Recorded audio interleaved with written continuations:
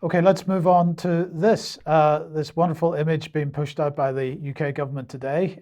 They have launched today their roadmap for reaching a tech superpower status. So we're going to become superpowers in technology in the UK by 2030 through a new international technology strategy. And the first thing they say is it's all about tackling malign influence, disinformation, that kind of thing.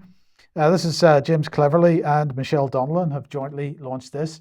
It's going to support UK technology at home and abroad, and it's going to map a road to become to the UK becoming a technology superpower by 2030. So let's have a look at this. They say last week's publication of the Integrated Review Refresh identified that authoritarian regimes are using technology as a tool of oppression with far-reaching consequences for the security and prosperity of the British people. Well, let's just consider authoritarian regimes. First of all, which authoritarian regimes are they talking about? Are they talking about themselves? No, of course, they're talking about China. And of course, China being kicked off the UK's telecoms network because as we've made the point, we'll make it again in a second, intelligence agencies using this network, dual use.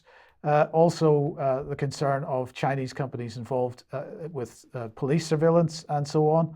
But let's just remind ourselves of the point about dual use. The UK will ensure that we embed dual use at the heart of everything, including intelligence and security services and with commercial users. So, military and civilian infrastructure being used by both types of agency.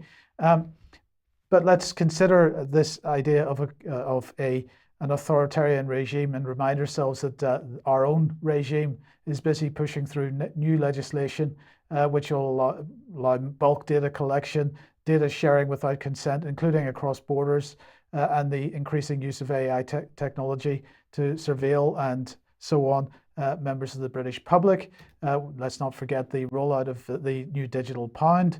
And well, Brian Dewey, as we were basically hinting at the beginning of the program, suggest that perhaps mRNA technology, which the UK is so keen to promote and push at the moment, is being used against its own population. Is that that an unfair statement? Well, I think that's a completely fair statement, Mike. And so just to finish this little segment off then, let's just bring James Cleverly on screen.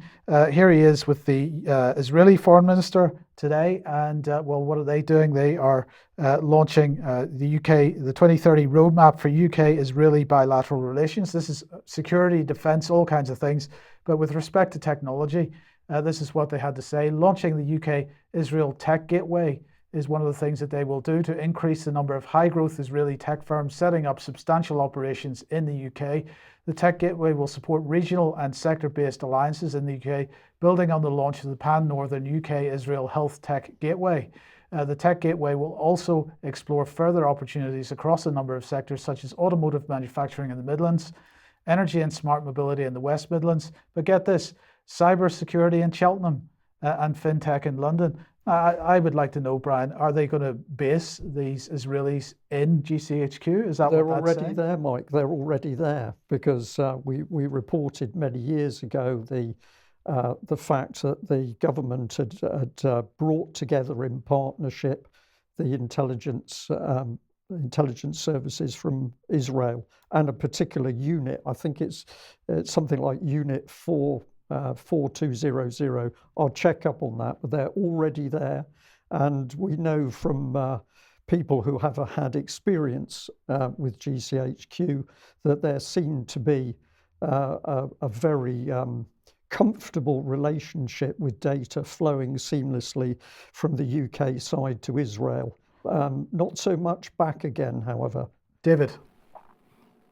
Well, it's we didn't manage to get it on the news today, but a very interesting story from Israel is that the Israeli Defense Force, IDF, has admitted psychological warfare against the Israeli population.